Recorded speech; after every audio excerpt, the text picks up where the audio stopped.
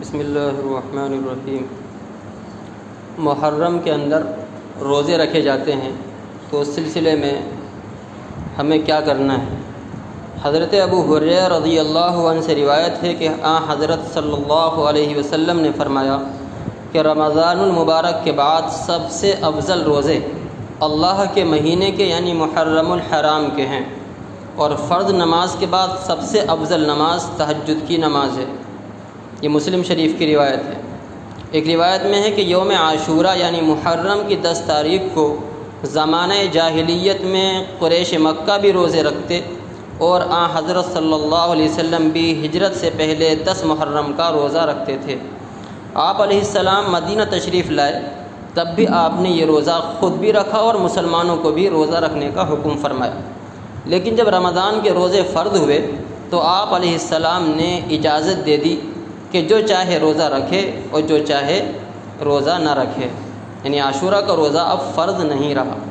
آپ علیہ السلام نے عاشورہ کے روزے کو نفلی قرار دیا، لیکن اس کے باوجود اس روزے کا بہت اہتمام بھی فرماتے تھے۔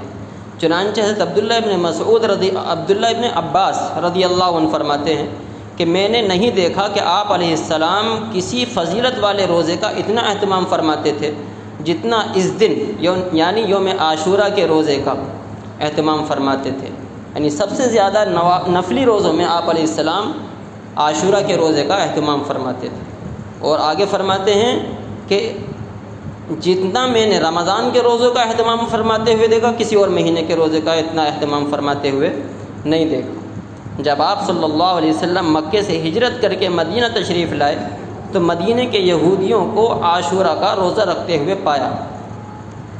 اس روز یہود روزہ کیوں رکھتے تھے؟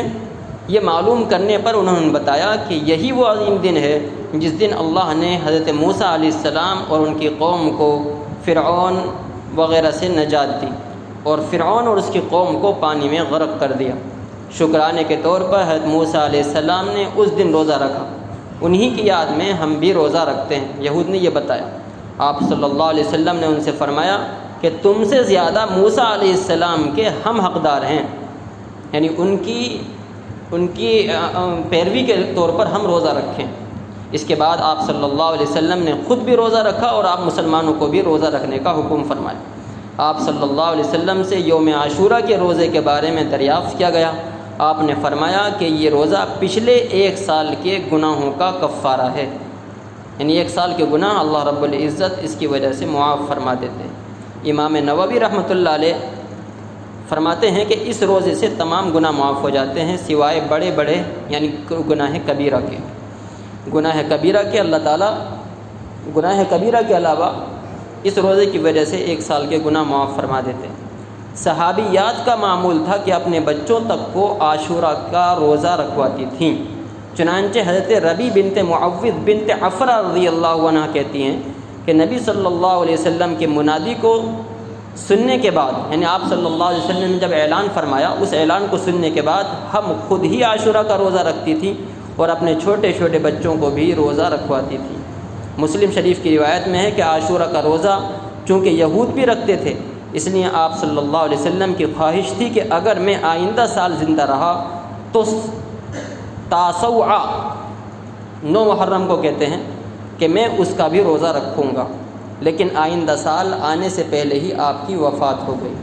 اسی لیے فقہاء اکرام فرماتے ہیں کہ 10 تاریخ کے ساتھ 9 کا یا پھر 11 کا بھی روزہ رکھنا چاہیے۔ تنہا عاشورہ کا روزہ بھی رکھا جا سکتا ہے، اس لیے کہ بہرحال 10 تاریخ کا روزہ فضیلت کا روزہ ہے اور 10 تاریخ فضیلت کی تاریخ ہے، اس لیے اگر اس دن بھی اگر روزہ رکھا جائے تو صرف اس دن کا بھی رکھا جا سکتا ہے، لیکن افضل یہ ہے کہ 1 دن پہلے کا یا 1 دن بعد کا رکھا جائے، اور اس سے بھی افضل یہ ہے کہ تینوں دن کا رکھ لیا جائے، 9، 10 اور 11 تینوں دن کا روزہ رکھ لیا جائے، یا پھر 9 کا اور 10 کا رکھ لیا جائے، یا پھر 10 کا اور 11 کا رکھ لیا جائے۔ مسند احمد کی روایت ہے، حضور صلی اللہ علیہ وسلم نے فرمایا کہ عاشورہ کا روزہ رکھو اور اس میں یہود کی مخالفت کرو، لہذا عاشورہ کا روزہ رکھو اور اس سے 1 دن پہلے اور 1 دن بعد کا بھی روزہ رکھو۔ اگر 9، 10 کا نہ رکھ پائیں تو پھر 10 اور 11 کا رکھ لیں، اور تنہا 10 کا بھی روزہ رکھنے میں کوئی حرج نہیں ہے۔ مذکورہ تفصیلات کی روشنی میں روزوں کا اہتمام کرنا چاہیے۔ اللہ تعالی ہم سب کو عمل کی توفیق عطا فرمائے۔